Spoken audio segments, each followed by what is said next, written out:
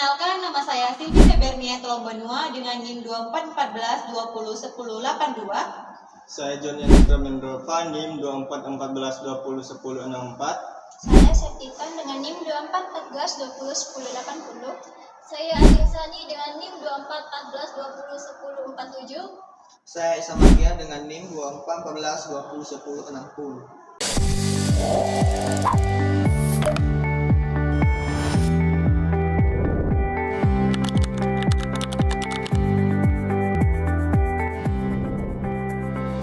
Halo teman-teman semua, perkenalkan kami dari S1 Keperawatan tingkat 2B. Di sini kami akan melakukan simulasi bladder training pada pasien dengan kateter urin. Nah, tapi sebelumnya kita akan memahami dulu apa sih itu bladder training. Adapun pengertian bladder training. Bladder training ialah latihan fungsi kandung kemih agar bisa berkemih secara normal, terutama pada pasien yang terpasang kateter yang cukup lama. Fungsi bladder training yang pertama, meningkatkan fungsi kandung kemih. Yang kedua, melatih kandung kemih agar pasien bisa berkemih secara normal. Yang ketiga, mengurangi inkontinensia urin. Yang keempat, mencegah komplikasi.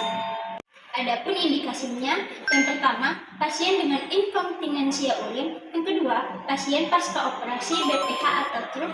Yang ketiga, pasien yang akan melepas kateter urin. Pertama, pada pasien yang terpasang kateter yang cukup lama.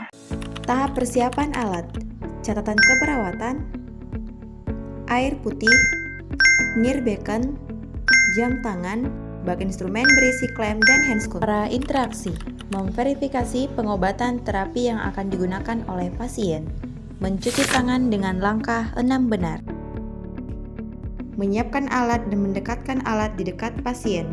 Tahap orientasi, memberi salam, memperkenalkan diri, mengidentifikasi pasien, menjelaskan tujuan prosedur tindakan, memberikan kesempatan kepada keluarga ataupun pasien apakah ada pertanyaan, menjaga privasi pasien, tetap memakai alat pelindung diri seperti handscoot. Tahap kerja, prosedur 1 jam.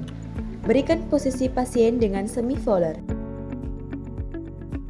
Pastikan urin bag lebih rendah dari kandung kemih. Pastikan juga selang kateter tidak tertekuk ataupun terikat.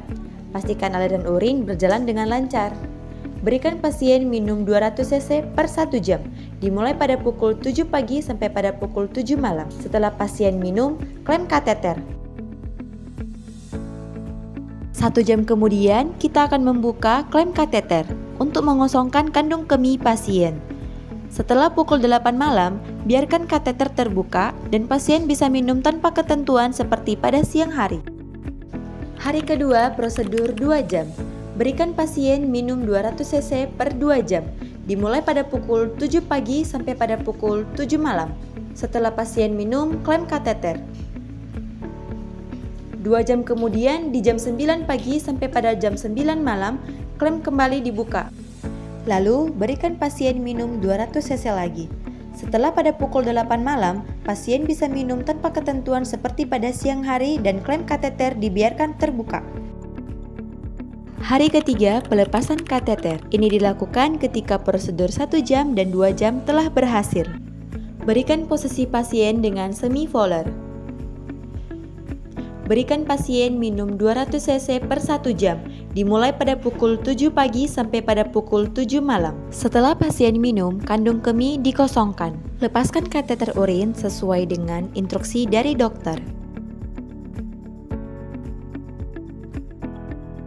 Bantu pasien untuk berkonsentrasi buang air kecil. Jika kesulitan, tekan bagian area suprapubik pasien. Anjurkan pasien buang air kecil setiap 2 jam. Jangan izinkan sebelum 2 jam. Setelah pukul 7 malam sampai pada pukul 7 pagi, pasien tidak bisa minum lagi untuk menghindari mengompol pada malam hari. Buatkan jadwal kepada pasien agar pasien dapat lebih mandiri dan konsentrasi lagi dalam buang air kecil. Tahap terminasi. Evaluasi hasil pasien, dokumentasikan hasil pasien, edukasi keluarga dan pasien, rapikan alat, dan cuci tangan dengan langkah 6 benar.